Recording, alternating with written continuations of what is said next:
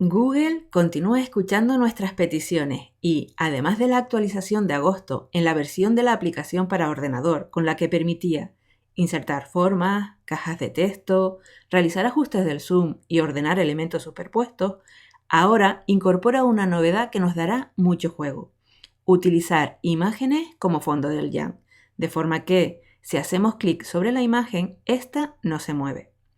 En este Jam, la imagen que tengo es la que mostraba en el último tutorial en la que había insertado la imagen desde las herramientas de edición.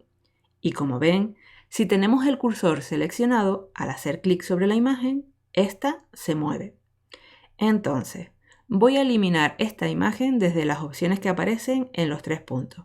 Bien, ahora, si nos fijamos en la barra superior, en lugar de fondo, aparece establecer fondo.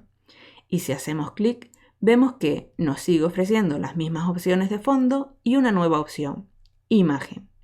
Al hacer clic, nos permite insertar una imagen desde nuestro ordenador, realizar la foto desde la cámara del ordenador, realizar una búsqueda en Google Imágenes, subir la imagen desde nuestro Drive o desde Google Fotos. Entonces, localizamos la imagen que nos interese. En mi caso, voy a buscar una imagen que tengo guardada en mi ordenador, con una ficha sobre las partes de una orquídea. ¿Recuerdan? Es la ficha que creé con Google Dibujos. Si no han visto el vídeo y les interesa saber cómo pueden utilizar Google Dibujos para realizar dibujos como este, en la descripción del vídeo les dejo el enlace a un tutorial en el que lo explico en detalle. Pues con la imagen que queremos insertar seleccionada, solo tenemos que hacer clic en abrir para que se inserte en el Jam. Como vemos, se ha insertado en el Jam, pero ahora, si tenemos la herramienta cursor seleccionada y hacemos clic sobre la imagen, no se selecciona, con lo que evitaremos que se mueva o que cualquier persona que edite pueda modificarla o eliminarla. ¡Genial! Ahora tendría varias opciones para completar esta ficha. Tal como está, mi alumnado la completaría seleccionando la herramienta Escritura y escribiendo a mano alzada el nombre de cada parte de la orquídea en los espacios correspondientes de la ficha.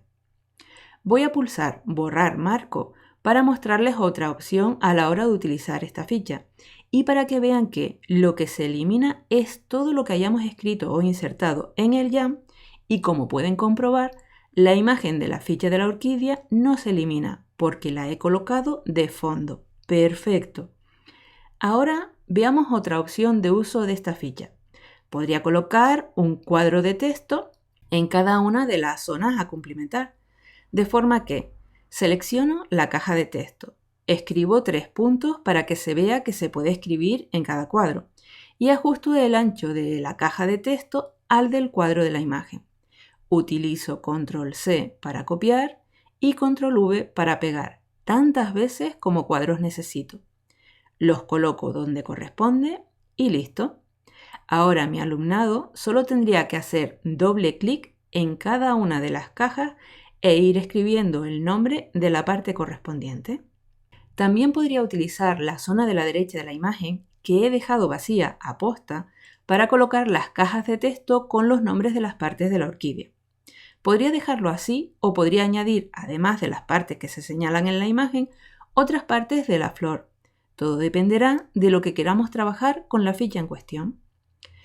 Organizo los elementos y ahora mi alumnado solo tendría que seleccionar cada caja de texto y colocarla en el lugar correspondiente. Imaginen que pudiéramos incluir un temporalizador en el Jam para que resuelvan la ficha en un tiempo determinado. ¿No estaría bien? Pues no lo imaginen, podemos hacerlo. ¿Cómo? Simplemente insertando una imagen animada. Seleccionamos la herramienta Imagen y buscamos un GIF animado con un reloj.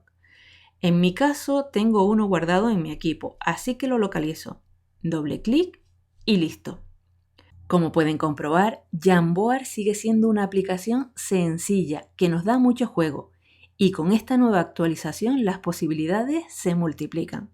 Ya saben, los límites están en nuestra imaginación. Espero que les resulte útil. Hasta el próximo tutorial. Seguimos maquinando.